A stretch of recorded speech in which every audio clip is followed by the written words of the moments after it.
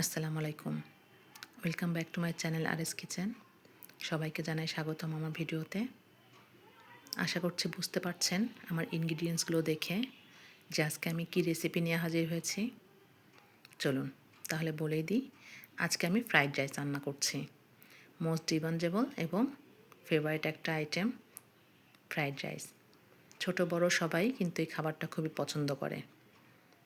রেস্টুরেন্টে গেলেই তো আগে মাথায় আসে আমাদের চাইনিজ খাবার মানেই ফ্রাইড রাইস।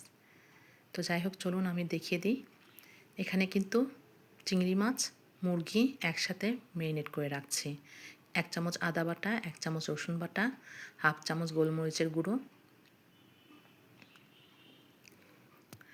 1 চামচ টমেটো সস, চা চামচের 1 চামচ টমেটো সস, আর ছোটো একটা 1 ফালি লেবু চেপে আমি এটা সুন্দর করে মাখিয়ে ম্যারিনেট করে রেখে দেবো। বেশি না, 15 থেকে 20 মিনিট মতো রাখলেই এনাফ। এটা হাত দিয়ে ভালো করে আমি মাখিয়ে রাখছি। এটাকে এক সাইডে 15 মিনিটের জন্য রেখে দেব। এখন আমি 2টা ডিম জাস্ট ফেটে একটু ভেজে নেব। ফ্রাইড রাইসের মধ্যে কিন্তু অনেক কিছু আইটেম দিতে হয়। যে কথায় আছে না, যত গুড় তত মিষ্টি। তো যত জিনিস এর ভিতরে অ্যাড করবেন টেস্ট আরও বেড়ে যাবে। আমি কিন্তু সামান্য পরিমাণ জাস্ট লবণই দিলাম, আর কিছু দিইনি। ভালো করে ফেটে আমি আলাদা করে ভেজে নেব এটা 2টা ডিম। ডিপেন্ড করছে রাইসের উপরে কতটুকু রাইস। তো আমি যেটুকু রাইস রান্না করছি তার জন্য 2টো ডিমই বেটার, এতটুকু হয়ে যাবে। তো সামান্য পরিমাণ তেল গরম করে জাস্ট 2টো ডিম আমি ভেজে নেব।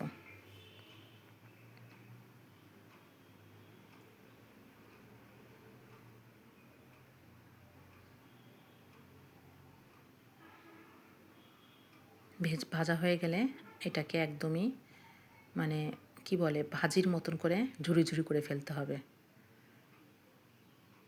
একদম কুচি কুচি করে ঝুরি ঝুরি করে ফেলতে হবে। ঠিক এভাবে দেখে হয়তো বুঝতে পারছেন।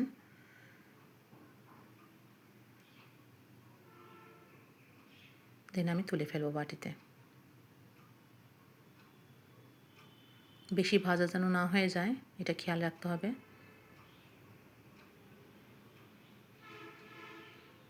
তো একই প্যানে আমি আবার একটু সামান্য তেল দেব এবং বেশ খানিকটা বাটার দেব। ফ্রাইড রাইস কিন্তু বাটার দিয়ে রান্না হয়। বাটারটা যেন বেশি পুড়ে না যায়, এই জন্যই আমি একটু সামান্য তেল অ্যাড করেছি এর ভিতরে। সচরাচর ফ্রাইড রাইসটা পুরো রান্নাটা কিন্তু বাটার দিয়ে হয়। তো এই জন্য আমি দেখলেন বেশ কিছুটা বাটার আমি অ্যাড করেছি এর ভেতরে। আর বাটার দিয়ে রান্না করলেই এত সুন্দর একটা অ্যারোমা বের হয়। দেন আমি এর ভেতরে ম্যারিনেট করা মুরগি এবং চিংড়ি মাছটা দিয়ে দিলাম, আর এক সাইডে দিয়ে দিলাম রসুন কুচি। আর আস্তে আস্তে রসুন কুচিও ফ্রাই হবে, সাথে আমার মুরগি আর চিংড়ি মাছ দুটোই আস্তে আস্তে রান্না হবে। এখানে সামান্য পরিমাণে লবণ দিয়েছি, কারণ বেশি দেওয়া যাবে না। আমি সয়া সস দিয়েছিলাম বেশ কিছুটা, তার জন্য সামান্য পরিমাণে লবণ অ্যাড করলাম। দেন এখানে একে একে যে সবজিগুলো সিদ্ধ হতে একটু সময় লাগবে, আমি সেই সবজিগুলো আগে অ্যাড করব। যেমন পেঁপে, গাজর, বরবটি, এগুলো কিন্তু সিদ্ধ হতে একটু সময় লাগে, এই জন্য আমি এগুলো প্রথমেই দিয়ে দিলাম।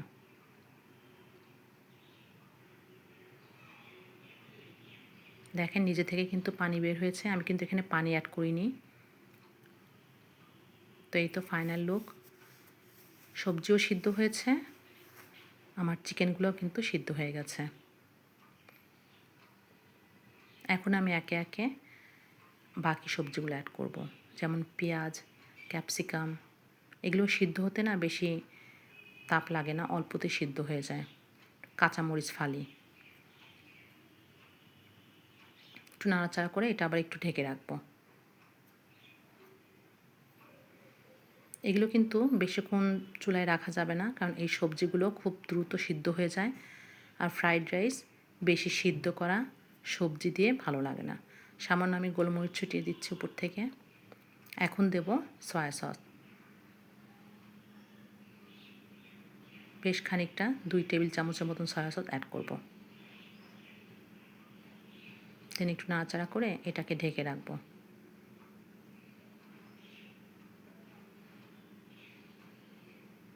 আমার পেঁয়াজগুলো কিন্তু সতে হয়ে গেছে। ক্যাপসিকাম সিদ্ধ করতে বেশ সময় লাগে না। এখন আমি আগে থেকে রান্না করা চালগুলো অ্যাড করছি। পোলার চাল, চিনি গুঁড়া চাল নিয়েছি আমি এটা। তো আগে আমি 70% রান্না করে ধুয়ে দিয়েছি, আর বাকিটা এখন এর সাথে কুক হবে। এখানে প্রায় 1 কেজি মতন চিনি গুঁড়া চাল নিয়েছি আমি। দেন এটা ভালো করে মিক্সড করে দিতে হবে। এখন যে আগে যে ভেজে রাখা 2টা ডিম, সেই ভেজে রাখা ডিমটা অ্যাড করছি এর ভেতরে। দেন ভালো করে সমস্ত রান্নাটা মিক্সচার করতে হবে যাতে সব কিছু একবারে মিক্সড হয়ে যায়। এই তো দেখতেই পাচ্ছেন আমার fried rice final look. Authentic একটা লুক এসেছে, খেতেও মাশাআল্লাহ হুবহু রেস্টুরেন্টের ফ্রাইড রাইসের মতন টেস্ট। এই তো ভালো লাগলে অবশ্যই শেয়ার করবেন, পাশে থাকবেন। আল্লাহ হাফেজ।